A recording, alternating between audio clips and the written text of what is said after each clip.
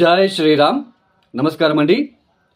అందరూ కూడా ఈ వీడియోని స్కిప్ చేయకుండా చూడండి. ఈ క్రోధీనామ సంవత్సరం అయిపోతున్నది. ఇక 2025 మార్చి 30వ తేదీ మనము కొత్త సంవత్సరంలోకి అడుగు పెట్టబోతున్నాం. శ్రీ విశ్వావసునామ సంవత్సరంలోకి మనము అడుగు పెట్టబోతున్నాం. ఈ గత ఏదైతే సంవత్సరాలు ఉన్నాయో, ఈ క్రోధీనామ సంవత్సరంలో మనం ఎలాంటి ఇబ్బందులు పడ్డాము, ఈ పేర్లకు తగ్గట్టుగానే క్రోధీనామ సంవత్సరము, వికారినామ సంవత్సరం. వికారినామ సంవత్సరంలో మహమ్మారి కరోనా వచ్చి మనకి ఎలాంటి సిచ్యుయేషన్ మనకి తెచ్చిపెట్టిందో మనకందరికీ తెలుసు. ఈ పేర్లకు తగ్గట్టుగానే మన జీవితాలకి కూడా చాలా ఇబ్బందులు మనకి వచ్చాయి. క్రోధీనామ సంవత్సరం, వికారినామ సంవత్సరం. ఈ క్రోధీనామ సంవత్సరంలో మనము అబ్జర్వ్ చేసే ఉంటాం, ఎక్కువ క్రోధంతో అటు సామాజిక పరంగా ఇటు రాజకీయ పరంగా అన్ని రంగాల వాళ్ళలోనూ కొన్ని ఇబ్బందులు తీసుకువచ్చి పెట్టింది ఈ క్రోధీనామ సంవత్సరం. క్రోధము, ద్వేషము. ఎందుకు ఇలా జరిగింది క్రోధీనామ సంవత్సరం అని మనం ఒకసారి తెలుసుకుంటే, ఎక్కువ శాతం గ్రహాలు ఎక్కువ రోజులు ఒకే ఇంట్లో ఉండడము.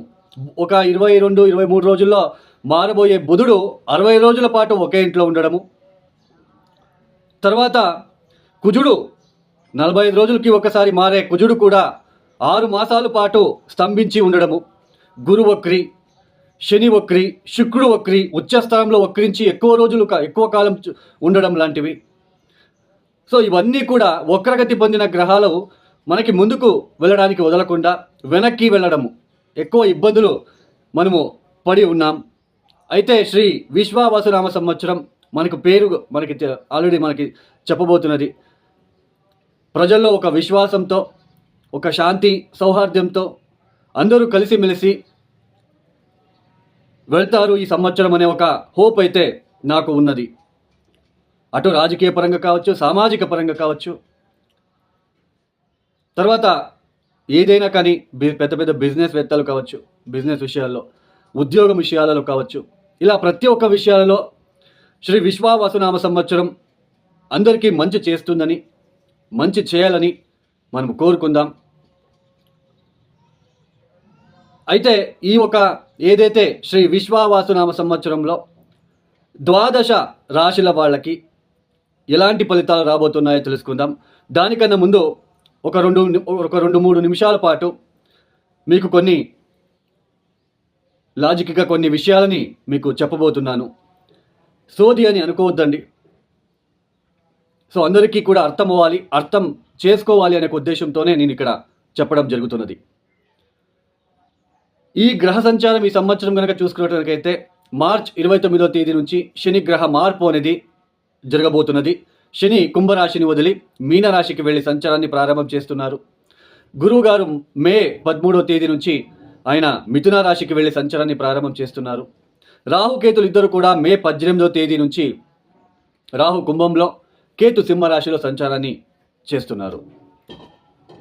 ఇక్కడ మనకి చాలామందికి ఏంటి అంటే, ఈ ఏళ్నాటి శని, అష్టమ శని, పంచమ శని, అర్ధాష్టమ శని అనగానే భయపడుతూ ఉంటారు.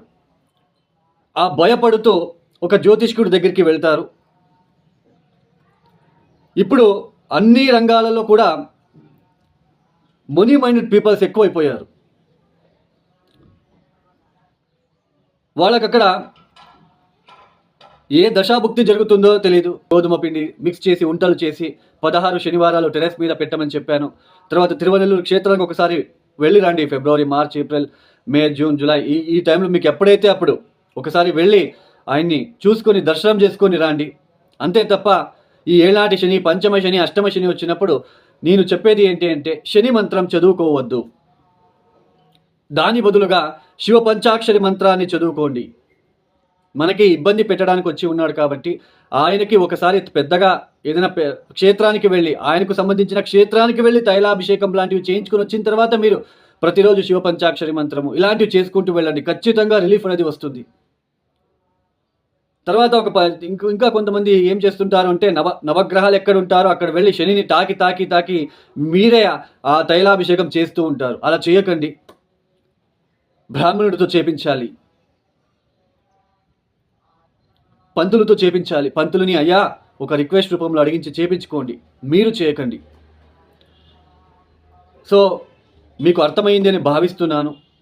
ఇక ద్వాదశ రాశి వాళ్ళకి ఒక్కొక్క రాశి గురించి నేను ఎక్స్ప్లెయిన్ చేసి రెమెడీస్ ఇస్తాను, అవి చేసుకుంటూ వెళ్ళండి. అలాగే ఎవరికైనా ఆస్ట్రాలజీ, పర్సనల్ ఆస్ట్రాలజీ కన్సల్టేషన్ కావాలనుకున్న వాళ్ళు డిస్ప్లే అవుతున్న నంబర్కి మీరు నేరుగా కాల్ చేయండి. మీరు ప్రాబ్లమ్స్ ఏమీ చెప్పుకోరాదు నా దగ్గర. నాకు కావాల్సింది డేట్ ఆఫ్ బర్త్, టైమింగ్స్, ఎక్కడ పుట్టారు మాత్రమే కావాలి. నేనే ఎక్స్ప్లెయిన్ చేస్తాను ఏ ప్రాబ్లంలో మీరు ఉన్నారు, ఎక్కువ ఏ విషయాల్లో మీరు ఇబ్బందులు పడుతూ వస్తున్నారు, మీ టోటల్ జాతకంలో ఏ ప్లానెట్కి మీరు ఎక్కువ రెమెడీస్ చేసుకుంటే మీ జీవితంలో కొంచెం బాగుంటుంది, రాబోయే రోజులు ఎలా ఉంటాయి, ఇలా ప్రతి ఒక్కటి ఎక్స్ప్లెనేషన్ చేసిన తర్వాత మీరు ఏదైనా క్వశ్చన్స్ అడగవచ్చు. స్వయంగా నేనే మీకు కాల్ పిక్ చేస్తాను.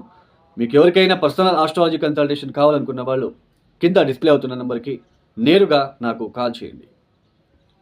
ఇక ద్వాదశ రాశిల వాళ్ళకి ఎలాంటి ఫలితాలు ఉన్నాయో ఒక్కొక్క రాశి గురించి మనము ఇక శ్రీ విశ్వావసునామ సంవత్సరంలో కన్యా రాశి వాళ్ళకి ఎలాంటి ఫలితాలు రాబోతున్నాయో తెలుసుకుందాం. ఈ కన్యా రాశి వాళ్ళకి శని సప్తమానికి వెళ్ళి మారబోతున్నారు. సప్తమానికి వచ్చి సంచారాన్ని ప్రారంభం చేయబోతున్నారు. నవమ స్థానంలో ఉంటున్న గురువు గారు దశమానికి వచ్చి సంచారాన్ని ప్రారంభం చేయబోతున్నారు. తర్వాత రాహుకేతులు ఇద్దరు కూడా, రాహు 6వ స్థానంలో, కేతు 12వ స్థానంలో సంచారాన్ని ప్రారంభం చేయబోతున్నారు. ఈ గ్రహ సంచార రీత్యా మనకి కన్యా రాశి వాళ్ళకి ఒకటి గుర్తుపెట్టుకోండి, ఈ కన్యా రాశిలో లక్షల మంది ఉంటారండి, అందరికీ సేమ్ ఫలితాలు రావు. మీ జన్మజాతకంలో జరుగుతున్న దశాభుక్తి వలన కొన్ని పాజిటివ్ ఉండొచ్చు, ఇక్కడ నెగిటివ్ ఉండొచ్చు. బట్ గోచరంలో జనరలైజ్డ్గా మనం చెప్పుకుంటున్నాం. ఇప్పుడు కన్యా రాశి వాళ్ళకి సప్తమ స్థానానికి శని వస్తున్నాడు. సప్తమ స్థానంలోకి శని వస్తున్నాడు. ఇక్కడ మీనరాశిలో మీ జాతకంలో గనక శనికి శత్రుగ్రహాలు ఎవరైనా ఉన్నారా, ఏ సూర్యుడో, ఏ కుజుడో, ఏ కేతు గ్రహాలు ఏమైనా ఉన్నారో చూసుకోండి. అలా ఉన్నప్పుడు మ్యారేజ్ లైఫ్లో ఇబ్బందులు వచ్చేస్తాయి. తర్వాత సప్తమ స్థానంలో శని గ్రహం అష్టకొరక బిందులు ఎన్ని ఇచ్చారో అది కూడా చూసుకోండి. ఇది చాలా ఇంపార్టెంట్. ఇది తెలుసుకోకుండా సప్తమానికి శని రానగానే మనం ఏదో ఒకటి చెప్పేస్తే అది జనరలైజ్డ్, అందరికీ సేమ్ ఫలితాలు రావు. అంటే మీ కన్యా రాశిలో పుట్టిన జాతకులు మీనరాశిలో గనక శనికి శత్రుగ్రహాలు, ఎందుకంటే శని మీనరాశికి వచ్చేస్తున్నాడు. ఈ మీనరాశిలో గోచరంలో శని అక్కడ వచ్చినప్పుడు అక్కడే మీ జన్మజాతకంలో శనికి శత్రుగ్రహాలు ఉన్నప్పుడు మ్యారేజ్లో చాలా ఇబ్బందులు ఫేస్ చేయాలి. మ్యారేజ్ విషయంలో చాలా ఇబ్బందులు ఫేస్ చేయాలి. తర్వాత దశమానికి గురువు వస్తున్నాడు. ఉద్యోగంలో పని భారము, రికగ్నైజేషన్ లేకుండా పని చేయవలసిన ప్రమేయం ఏర్పడుతూ ఉంటుంది. ఒక గుర్తింపు అనేది ఉండదు. అటు డొమెస్టిక్ లైఫ్లో, అటు జాబ్ లైఫ్లో ఒత్తిడులు ఏర్పడుతూ ఉంటాయి ఈ సమయంలో. అయితే మీ దశాభుక్తి కనుక మంచి గ్రహ దశ జరుగుతూ ఉంటే బాగుంటుంది. మీ కన్యా రాశికి అధిపతి అయిన బుధుడు కనుక మీ జన్మజాతకంలో మంచి క్షేత్రాలలో, మంచి స్థానాల్లో కనుక ఉంటే మీరు ఏది వచ్చినా తట్టుకొని నిలబడి ముందుకు సాగే ప్రయత్నాలు చేస్తారు, అక్కడ సక్సెస్ కూడా సాధిస్తారు. సో జనరల్గా చెప్పాలంటే సప్తమ స్థానంలో శని వచ్చాడు, మీ భార్య లేదా మీ భర్తతో ఆర్గ్యుమెంట్ చేయవద్దు. ఉద్యోగం విషయాల్లో, వ్యాపారం విషయంలో స్లో ప్రోగ్రెస్ కనిపిస్తూ ఉంటుంది. తర్వాత అష్టకొరక బిందువులు ఎన్ని ఇచ్చాడో చూసుకోవాలి. అప్పుడే ఫలితాలు మనకి శని ఎలాంటి ఫలితాలు ఇస్తాడో మనకి తెలుస్తుంది. ఇది తెలుసుకోకుండా సప్తమ స్థానంలో శని రాగానే ఇది, దశమ స్థానంలో గురువు రాగానే ఇది అన్నట్టుగా చెప్తే అక్కడ ఫలితాలు రావు, అందరికీ సేమ్ ఫలితాలు రావు. తర్వాత అటు 6వ స్థానంలో రాహువు, తర్వాత వ్యయస్థానంలో కేతువు. కొన్ని రకమైన ఆరోగ్య సమస్యలు వచ్చే సూచనలు కూడా ఉంటాయి. గ్యాస్ట్రిక్ రిలేటెడ్, కిడ్నీకి సంబంధించిన విషయాలు, లివర్కి సంబంధించిన విషయాలలో, ఇలాంటి విషయాలలో ఇబ్బంది పడాల్సిన ప్రమేయం ఏర్పడుతూ ఉంటుంది. సో మొత్తానికి కన్యా రాశి వాళ్ళకి జాబ్లో ఒత్తిడి ఉంటుంది, రికగ్నైజేషన్ ఉండదు. మిమ్మల్ని ఇబ్బంది పెట్టేవాళ్ళు, ఉద్యోగం చేసే చోటు ఇబ్బంది పెట్టేవాళ్ళు ఎక్కువగా ఉంటారు ఈ సమయంలో. అంటే పెద్దగా మేజర్గా కన్యా రాశి వాళ్ళందరికీ ఇబ్బంది ఉంటుంది అని ఇక్కడ చెప్పట్లేదండి. ద థింగ్ ఈజ్, దశమ స్థానంలో గురువు రానగానే కొంచెం జాబ్లో ఒత్తిడులు ఏర్పడతాయి, ఉద్యోగంలో కొన్ని కష్టాలు చూసే ఆస్కారాలు ఉంటాయి. సప్తమ స్థానంలో శని వలన వృత్తి వ్యాపారాల్లో స్లో ప్రోగ్రెస్ కనిపిస్తూ ఉంటుంది. ఇది జనరల్గా చెప్పుకోవడము. బట్ మీకు ముందుగానే చెప్పాను, ఇంటి ఇచ్చాను. సప్తమ స్థానంలో శని అనగానే అక్కడ ఏదైనా శనికి శత్రుగ్రహాలు ఉన్నారా, అష్టకర్గ బిందులు ఎన్ని ఇచ్చారు, ఇవన్నీ కూడా చెప్పాను. మొత్తానికి ఈ సంవత్సరంలో మీ భార్య లేదా భర్తతో ఆర్గ్యుమెంట్ చేయవద్దు. ఉన్న ఉద్యోగాన్ని వదిలేయకుండా చేసుకుంటూ వెళ్ళండి. అక్టోబర్ తర్వాత మీకు మంచి పీరియడ్ అనేది స్టార్ట్ అవుతుంది. ఈ కన్యారాశి వాళ్ళు తప్పనిసరిగా ప్రతి గురువారం కూడా శనగుగ్గులని దత్తాత్రేయ క్షేత్రం లేదా దత్తాత్రేయ టెంపుల్, దక్షిణామూర్తి ఆలయము, సాయి టెంపుల్కి వెళ్ళి పంచి పెడుతూ ఉండండి. గురువారం సాయి చరిత్ర లాంటివి చదువుకోవడం లేదా దత్త చరిత్ర లాంటివి చదువుకోవడానికి ప్రయత్నం చేయండి. నెలకి 2 సార్లు వచ్చే త్రయోదశికి తప్పనిసరిగా శివుడికి ప్రదోషకాలంలో నూనెతో అభిషేకాలు చేయించుకోండి. అమ్మవారికి రాహుకాలంలో ఎరుపు రంగుల పువ్వులని అర్పించుకోవడానికి ప్రయత్నాలు చేయండి. ఈ వీడియో మీకు నచ్చితే లైక్ చేయండి, షేర్ చేయండి, సబ్స్క్రైబ్ చేసుకోండి.